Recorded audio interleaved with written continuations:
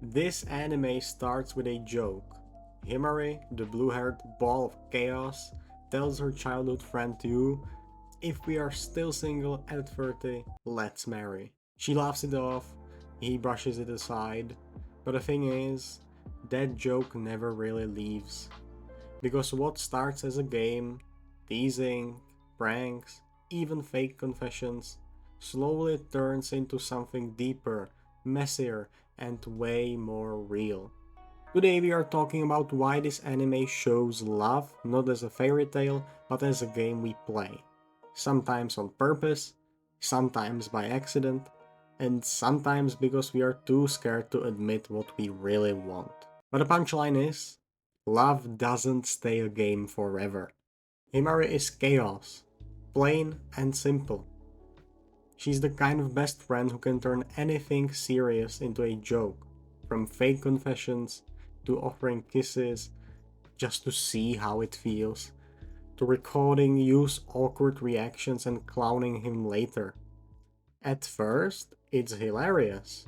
Their chemistry is pure rom-com energy. One person throws chaos, the other stiffly absorbs it. Classic comedy routine. But if you look closer, Himari's games aren't just about fun. They are about protection. She uses jokes as escape routes when she pretends to be interested and then laughs it off. She doesn't risk rejection. When she acts like she's just fooling around, she doesn't have to admit how badly she wants Yu's attention. And it's not just one moment. She builds escape routes everywhere, claiming she'll leave for Tokyo to model, pretending she supports Rion only to sabotage her later, even hiding behind the classic "if we are still single at 30, let's marry" gag. Wait, classic? Well, it's funny, but it's also sad, I would say. Because love is safer when it's just a game. If you lose, you can laugh it off. And honestly, I think a lot of us know someone like Himari. Or maybe we are Himari? I know I've used jokes to dodge being vulnerable, to pretend I didn't care when I actually did. It's easier to clown yourself sometimes than risk heartbreak. That's why Himari feels more real than just the Genki childhood friend stereotype. She's not chaos for the sake of comedy. She's chaos because she's scared of what happens if the game stops. On the flip side, Yu doesn't play games. He builds love into art. His entire world revolves around crafting flower accessories, and each flower carries its own meaning. Hibiscus for delicate beauty and new love, anemone for sincerity and honesty, sunflowers for hope, admiration, and lasting bonds. For Yu, flowers are the language he can't always speak. Where Himari uses jokes to avoid being vulnerable, Yu uses flowers to express what he can't say out loud. And that's where Rion comes in. She isn't just a rival, she's a living symbol of Yu's idealized love. She's the hibiscus girl from his childhood, the memory he clings to, the pure beauty. Himari can't quite match with her chaos. Rion connects with Yu's flower language directly. She's calm, gentle, and nostalgic. Where Himari represents messy, playful teenage love, Rion feels like a storybook romance. But here is the tension. Idealized love is beautiful, but it's also static. It doesn't challenge you, it just reassures him. It reminded me of how other romance anime use symbols to divide love types, like Yorla in April using music for passion versus silence for repression. Except here, it's flowers instead of piano keys. So the real question isn't who will you choose, but what kind of love does you believe in? The safe, pure hibiscus of his past, or the chaotic, frustrating, but alive chaos of Himari? And that's when the game stops feeling funny and starts feeling painful. As the episodes pile up, Himari's games stop being cute. She jokes about kissing you in front of Rion, then laughs as if nothing happened. She records his embarrassed reactions like it's all just for fun. She even spills a drink on him out of jealousy. At first, you laugh, but then it hits you. Her games aren't games anymore, they're weapons. And that's why this anime feels frustrating at times. Watching Himari and you go in circles can be annoying, but that's the point. Because real teenage love is circles. It's inconsistent. One step forward, two steps back. For every near confession, there is a joke that undercuts it. For every moment of closeness, there is a wall of silence.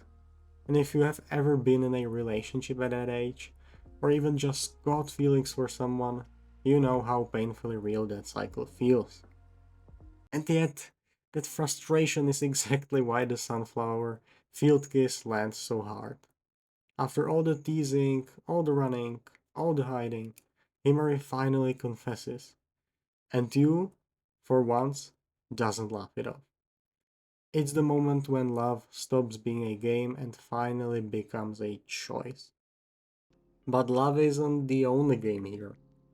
There's also Yu's dream to open a flower accessory shop. His parents call it unstable, his sister tells him to give it up by age 30, and for a long time, even Yu questions if it's worth it. And this is where the anime's message really hit me. Because Yu realizes he didn't keep making accessories just for himself.